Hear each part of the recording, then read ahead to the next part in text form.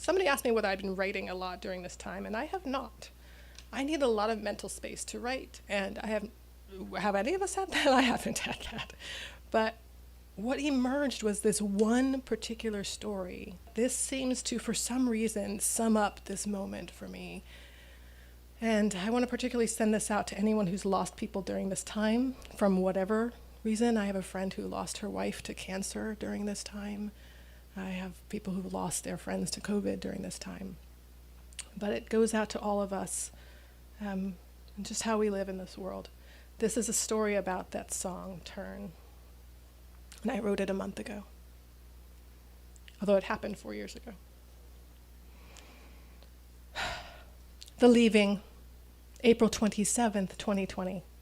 Now playing Always Something There to Remind Me by Naked Eyes, from the album Naked Eyes, streaming on my phone next to me as I write this.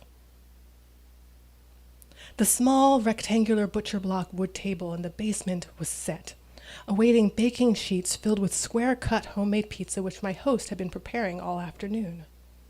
In a small, dimly lit area with a low ceiling down the hall past the basement bathroom, early arrived guests were setting up a chair, covering it with several pillows where arms, legs, and back would go. It awaited a frail woman whose body was in pain. "She'll tell you about it when she gets here," one friend said as she fluffed a pillow. "She's not shy about talking about it." The summer before, I had emailed a bunch of random bookstores all over California, and 2 really nice store owners in Oakland had said yes and asked me to come play. A year later, they invited me into their home to sing for their friends. It wasn't planned to be Casey's last concert. She arrived, externally frail, internally feisty. She was a woman who, in not-so-distant days, would have arrived on a motorcycle. Her long, flowing, straw-like blonde hair was turning gray and getting that old wise woman coarse texture that glimmers as evidence of how powerful she always was. Gingerly supporting her arms and back, her friends helped her move down the stairs and lowered her into the pillow-covered chair. She did talk about it. It was something rare. Either a treatment was not widely funded or very few people qualified for it. I didn't understand. I remember her saying she had applied and not been accepted. I don't remember the details. I remember the feeling, the twist in my stomach, and the look in her eyes as she explained that she did not have to die. She did not have to be a person who died. Not yet. Death is a strange thing. I try not to be any one way about it. I have questioned it. I have wailed at it. I have thanked it. I have bargained with it. Eventually, I tell it the only thing we can tell it: do what you will, since I have no control over it.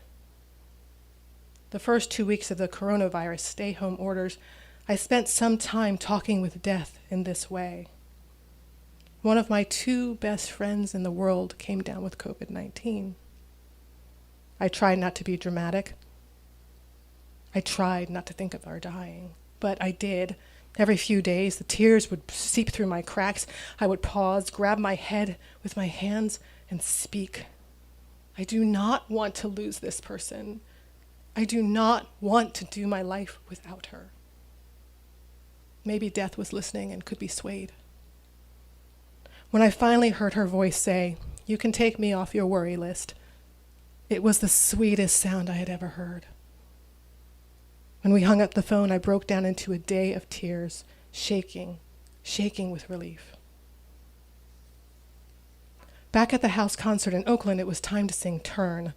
I had written this song at a time when I was really scared, a time when I was facing my own life and wondering if everything I had just started building was going to be over. I sang it to Casey. I didn't want to draw attention to her impending death, but once our eyes connected, I knew I had made the right decision.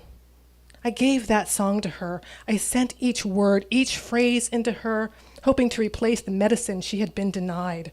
And she, so determined in her independence, gave as strongly back to me. Casey, so weak, frail, held me with strong eyes. She took in every single word and beamed it right back to me as if she had written the song herself. And maybe she is. Casey and I were fixed, locked with each other, connected in a way we will never be disconnected. I will never be disconnected from. There's not a single time that I see that song that I don't see Casey's eyes staring back at me. The rest of the concert was as fun as it could be. My songs and self-deprecating stories about my shoddy love life, recommendations of good baseball books, a recognition that the homemade pizza didn't turn out as great as anyone hoped. And then my songs were over, the dangling conversations ended, and it was time for everyone to leave. "I'll see you again." I heard it over my shoulder. I turned around to see Casey taking her friend's hands in hers, before her friend could choke out impossible words, before they could say goodbye. Casey took their hands and said, "I'll see you again." Over and over, she took her friend's hands in hers and said, "I'll see you again. I'll see you again. I'll see you again." She took my hands in hers too as she left the house that night. I was standing in the front doorway, and Casey and her boyfriend were just outside on the front step. I guess I was the last person she said this to. I was captivated by Casey. I wanted to hold her, to touch her, and to accept her offering. "Yes," I said, "I'll see you again." I remember the feeling of the night air on my face, her boyfriend putting his arm around her shoulder, gently turning her body away from the house and leading her down the front stairs. Someone closed the door. A few months later, I got an email from one of the women that night. Casey left us. We see those who leave this planet in so many ways. All the time, even after they are gone. They show up every time we look in the mirror at who we are now. We never stop seeing them. We always see them again.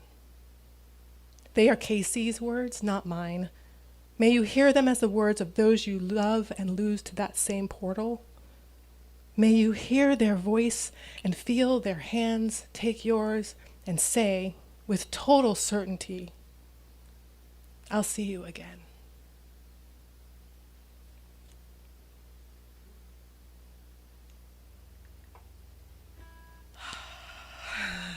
Yeah, I always need to take a deep breath after that.